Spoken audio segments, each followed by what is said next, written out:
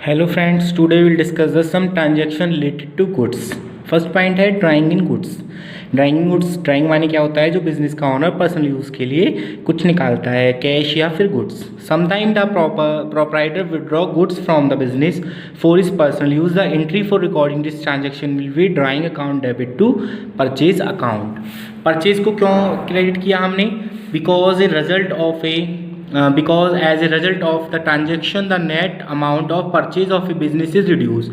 क्योंकि जितने का हमने परचेज किया था, परचेज को हमने पहले डेबिट किया था, बट इतने से परचेज का अमाउंट हमारा कम हो जाएगा।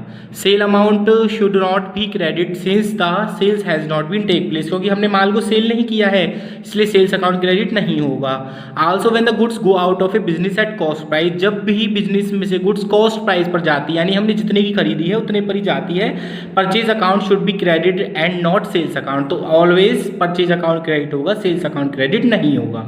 उसके बाद सेकंड पॉइंट आता है goods given away as a charity, यानी कि दान के रूप में हमने गुड्स दिए हैं। तो चैरिटी क्या है? एक एक्सपेंसेस है, और नॉमिनल अकाउंट का रूल क्या होता है? Debit all the expenses and losses. इसलिए चैरिटी क्या होगी? डेबिट होगी, और परचेज अकाउंट क्या होगा? क्रेडिट होगा, क्योंकि परचेज इतना क्या हो जाएगा? रिड्यूस हो जाएगा इतने अमाउंट से।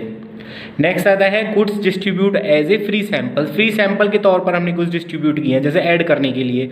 तो ये भी क्या है? एडवर्टाइजमेंट क्या है? हमारा एक्सपेंडिचर है, इसलिए एडवर्टाइजमेंट एक्सपेंडिचर क्या होगा? डेबिट होगा। Advertisement expenditure account debit to purchase. Next आता है loss of goods by theft और लॉस बाय फायर, यानी कि हमारी जो लॉस हो गया, गुड्स का चोरी हो गए हैं या फिर आग लग गई है, तो ये भी हमारे एक्सपेंडिचर, इसलिए क्या होंगे? दोनों debit. Loss by theft account debit, loss by fire account debit to purchase account.